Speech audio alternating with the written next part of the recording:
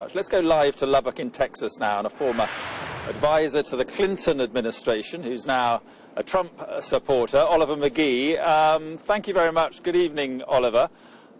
First of all, what did you make of it all? Well, I thought it was a really great moment for the president tonight. I think the takeaway for your audience is that the president is the messenger, but the message is America is back, roaring back. And I think he captured the moments that are so necessary in the State of the Union address by telling the stories of the American people that are the reason why America is back. The stories were compelling. They were sprinkled very, very evenly across the speech. I think he was able to touch upon tax reform and jobs and then show Americans receiving jobs with the First Lady. He was able to tackle the tough issues of immigration and show immigrants who are basically using meritocracy and working very, very hard in the 12-year plan to get here.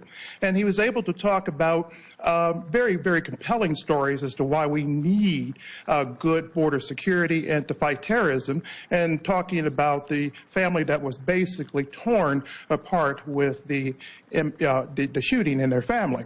These were compelling stories, and I think presidential leadership is all about stories. It's all about telling compelling stories and capturing the moment in the lives of American people. I think the takeaway for the President's State of the Union address today is the American people is what it's all about, and that America's extraordinary, America works, and that America is back.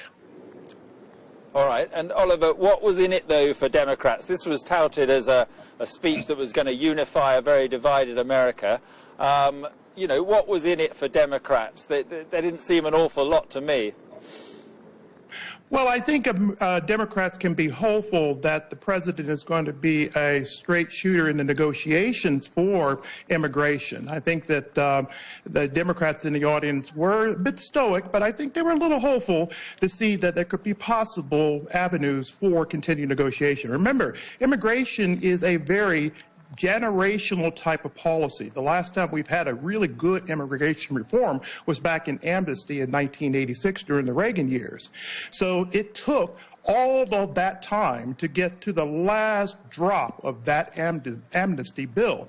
When we do immigration reform right now, Mark, this is going to be another 30 years before we begin to see the full breadth of this particular policy today. Presidents established their legacy on how they established immigration, so they're going to be moving very carefully here. And I think the Democrats, after the Schumer shutdown, have learned go slowly, negotiate with the White House, and get this in a long-range view of 30 years, and then base it on meritocracy. And I think the 12-year plan and the 4-point plan is probably a good first offer. Remember, 90% of your negotiation deal is the first offer, so the president's made the first offer tonight. Okay, so on the economy, just finally, you know, he's making a lot about his tax cuts. He's talking about a massive infrastructure spend. He's talking about a big spend on the military. How does this all add up? Who's going to pay for it? It seems like it's one thing to say it, quite another thing to do it without landing yourself in massive debt. Well, I think that President Trump, with his capital wealth creation that his policies have established, is going to begin to change the discussion of American economics about massive debt. Because when you have a richer country producing a lot of capital and a lot of capital changing hands, his next move through the infrastructure bill and also looking at aggressive science and technology policy is to drive technological innovation.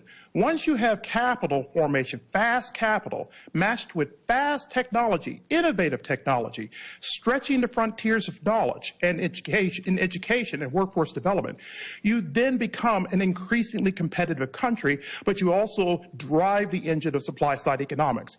You sprinkle on top of that a very aggressive tax reform that he's done last year, and then you've got the multiplier effect. So I think what you're going to be seeing is a very, very fast-growing economy of America, but also international economies growing as well, as you saw at Davos this week. And then at the same time, when he's talked about the fair trade, fair practices across international borders, combined with international immigration security, you're going to have a multiplier effect that's going to be really lots of wealth created across nations, and then that's going to handle stressed national incomes, including America's.